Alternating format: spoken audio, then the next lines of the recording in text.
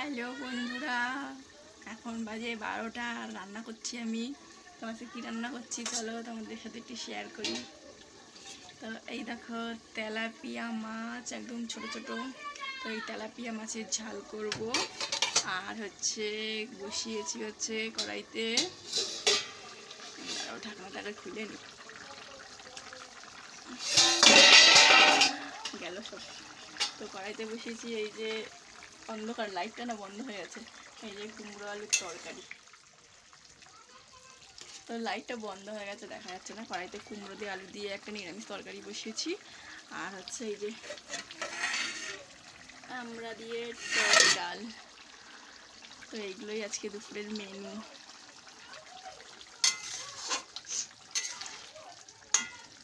তো মেয়ে পড়তে গেছে, একটু পরে যাবো ওকে আনতে।